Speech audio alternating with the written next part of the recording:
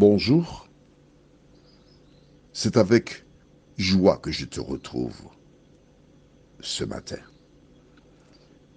Notre thème pour ce jour est la transition numéro 1. Juste avant, prions. Quel bonheur de nous trouver, notre Dieu, une fois de plus en ta présence, afin d'apprendre à te connaître. Saint-Esprit, merci de nous éclairer afin que nous fassions la différence entre le langage de l'amour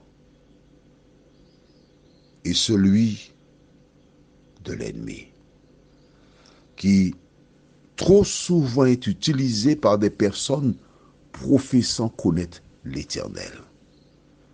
Accorde-nous ta paix, ta grâce. Au nom de Jésus et pour ta gloire éternelle. Amen. Bien des personnes sont surprises en entendant cette série dont le thème est l'homosexualité, mais ce thème aussi s'applique tout ce que nous étudions à l'homme de manière générale.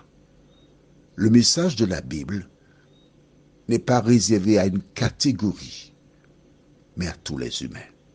Rappelle-toi, nous avons vu hier dans Luc 15, au verset 1 et 2, tous les publicains venaient écouter Jésus. Depuis que j'ai commencé cette série, inspirée par Dieu, tu vois qu'à travers les causeries, il n'y a jamais eu d'agression à l'endroit des lesbiennes et des homosexuels, etc. Jamais. Il y a toujours eu l'amour de Dieu.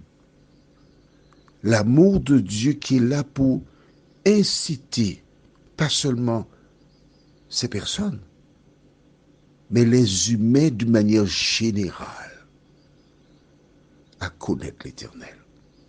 Revenons si tu le désires. Non pas si tu le désires, parce que tu le veuilles ou pas, c'est ce que je dirais. Nous allons dans le livre de Luc, à nouveau chapitre 19.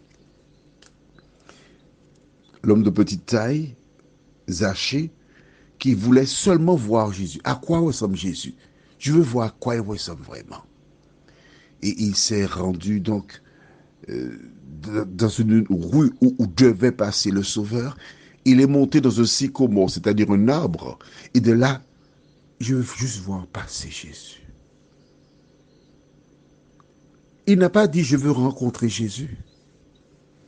Je voudrais accepter Jésus. Non. Il sait il n'est pas bon. Il sait qu'il est en contradiction avec la parole. Il veut juste voir passer Jésus. Mais qui que tu sois, Jésus ne voudrait pas que tu l'aperçoives. Jésus ne veut pas que tu ouvres la Bible pour découvrir de petites choses et puis partir. Non. Jésus a dit à Zachée, à toi de descendre. Parce qu'il faut que je demeure chez toi aujourd'hui. Il faut que je demeure dans ton cœur aujourd'hui. C'est cela le message de Jésus. Qui que tu sois, Jésus veut habiter en toi. Et quand il a entendu à toi de descendre, il faut que je demeure aujourd'hui. Il faut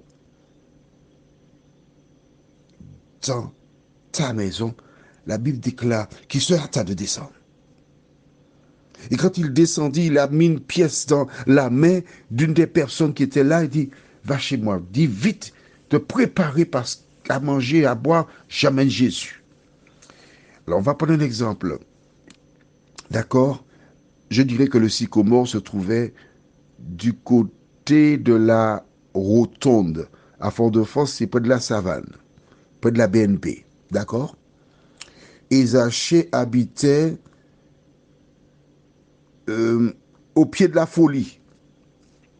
Au pied de la folie, donc c'est dans le prolongement de la rue, environ à 200 mètres. Mais qu'a fait Zachée?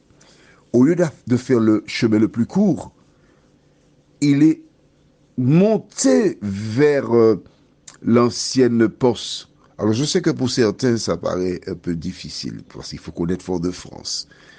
Mais en fait, je t'explique. Il a pris un chemin détourné. Au lieu de faire les 200 mètres pour aller chez lui, il est monté, il est descendu vers France-Antilles, il est ensuite redescendu pour aller au pied de la folie. C'est-à-dire qu'il a fait, on va dire grosso modo, 3 fois le parcours. Pourquoi? Pour qu'on ait le temps de tuer l'animal, qu'on ait le temps de faire à manger, qu'on fasse de telle sorte que lorsque Jésus est entré dans la maison, l'odeur qu'il avait, ça sentait bon. Et Zachée était content parce que Jésus est venu chez lui. Toi qui m'écoutes ce matin, Jésus veut faire la même chose. Alors nous lisons dans le livre de Luc chapitre 19, versets 7 à 10. Voyant cela, tous murmuraient et disaient, il est allé loger chez un homme pécheur. Mais Zachée, se tenant devant le Seigneur, lui dit, voici, Seigneur, je donne aux pauvres la moitié de mes biens. Et si j'ai fait tort de quelque chose à quelqu'un, je lui rends le quadruple. Jésus lui dit, le salut est entré aujourd'hui dans cette maison parce que celui-ci est aussi un fils d'Abraham. Car le Fils de l'homme est venu chercher et sauver ceux qui étaient perdus. Vois-tu, à la lumière de ce que nous venons de lire, nous découvrons que lorsque Jésus est en contact avec quelqu'un, en utilisant le langage de l'amour, il commence à restaurer la relation avec l'homme.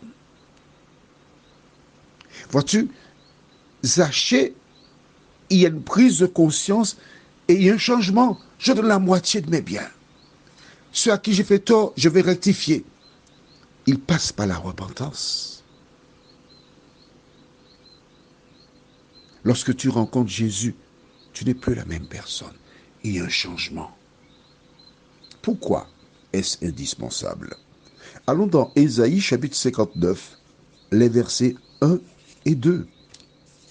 Non, la main de l'Éternel n'est pas trop courte pour sauver, ni son oreille trop dure pour entendre, mais ce sont vos crimes qui mettent une séparation entre vous et votre Dieu. Ce sont vos péchés qui vous cachent sa face et l'empêchent de vous écouter. Oui, ce sont vos péchés qui l'empêchent de vous écouter. Que penses-tu de ce que tu as lu en même temps que moi? Vois-tu, il y a une transition. Il y a ce que nous sommes, ce que nous faisons en tant qu'individus. Nous sommes des pécheurs, c'est notre nature. Celui-ci, c'est le vol, celui-ci, c'est ceci, c'est cela, etc. Tous nous sommes logés à la même enseigne. Et cela nous empêche d'être écoutés par Dieu. Il faut un changement. Voilà pourquoi Zachée, avant que le Christ parte, le Saint-Esprit l'a visité. Il est arrivé à la conclusion que ma vie n'est pas conforme. Elle doit s'harmoniser à la parole de Dieu. Tu as bien vu que Dieu dit, c'est cela qui empêche d'écouter nos prières. Parfois tu pries, tu fais plein de choses, mais Dieu ne m'entend pas. Pourquoi? Allons au livre de Proverbes, chapitre 28, au verset 9. Proverbe 28, verset 9 déclare, Si quelqu'un détourne l'oreille pour ne pas écouter la loi, sa prière même est une abomination ou encore une malédiction. Tu vois, la Bible est un ouvrage complet. Elle ne se contredit pas. Que tu sois homosexuel, lesbienne ou autre, Dieu veut t'exaucer. Il veut venir à ton secours. Mais il y a des conditions à remplir. Tu comprends? Mais si. Lis au verset 13 du même chapitre. Celui qui cache ses transgressions ne prospère point, mais celui qui les avoue et les délaisse obtient miséricorde. Comment peux-tu espérer obtenir la miséricorde de Dieu si tu vis en contradiction avec la parole de Dieu? C'est pas possible. Tu comprends? Si tu as compris. Dieu t'aime, qui que tu sois.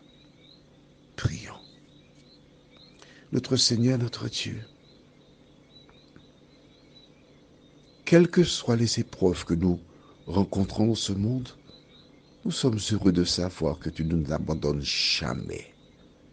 Tu n'abandonnes jamais tes enfants.